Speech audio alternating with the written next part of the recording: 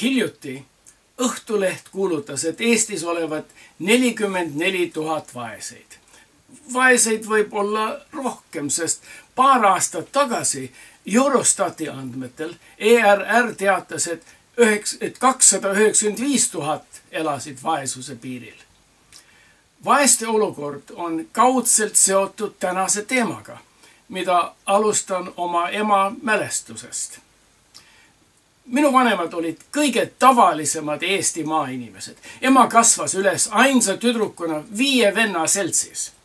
Ja ega see poiste seas kasvamine polnud läbi lillede. Ema rääkis, kuidas oja ääres mängis arsti ja patsienti koos venna Eediga. Oja ääres tehti külmad kompressid, millega raviti põrutusi. Haavad seoti kinni marlega. Ja kui onu oli patsient ja ema arst, korjas ema põlletäie metsmaasikaid ravimiteks ja suu lahti ja silmad kinni käskis ta ja söötis ükshaaval maasikat haige vennale. Kui vend oli arst, siis temal polnud küll aega maasikaid korjata. Suu lahti ja silmad kinni käskis onu. Ema usklikult avas suu ja sulges silmad ja ootas maiustusi. Eedi aga pistis talle peotäie jänesepabulaid suhu. Millegipärast jäi minule ka jänesepabulate maik suhu, kui jälgisin Riigikogu 100 aastapäeva pidu. Minu arust on näotu, et rahvas kingib iga aasta maasikaid valitsusele ja valitsus tasub rahva heldust pabulatega. Piltidel on nagu mingi allmaailma gängsterite pidu, kus vargad, sulid, vägistajad, röövlid ja väljapressijad tulevad kokku eputama varastatud ehetega ohvrite silmi ees.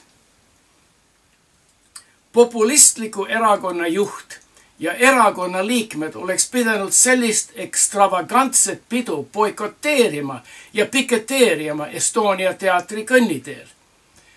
Möödaminejatelt oleks võinud küsida, mida head oleks meie võinud teile teha selle asemel, et endale korraldasime mitmesaja 000 euro eest peo.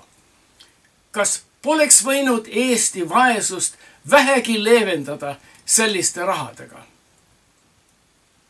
Mina toetasin EKRE kandidaate. Mina lootsin nendest paremat. Lootsin kah, et EKRE pakub õiglasemat konkurentsi reformikatele, kelle meeskonnas on kilekottidega rahastajad, Riigikogu rahaautomaadist võõrfirma kontot tühistajad ja Eesti Panga ja Veebfondi rahadega ennast üles puhunud juhid. Kahjuks vana Mart hakkas hooga tantsima reformikate ja keskerite bändi viisil. Eelkõige on tähtsam ennast ja enda perekonda rikastada. Seega valis poja ja naise valitsusse. Aga ta valis ka Marti Kaasiku väliskaubanduse ja IT ministriks. Vana Marti loosung, meie seisame Eesti eest, hakkab tühjalt kajama. Millise Eesti eest EKRE siis seisab? Kas enda ja sõprade rikastamise eest või rahva heaoleku? Uba pole ainult selles, kas Marti Kaasik peksis oma naist või mitte. Uba pole selles, kas Martin Helme on peale pankrotti midagi majandusest õppinud või mitte. Uba on see, et EKRE on kaotamas rahva usalduse esimestel võimul olemispäevadel.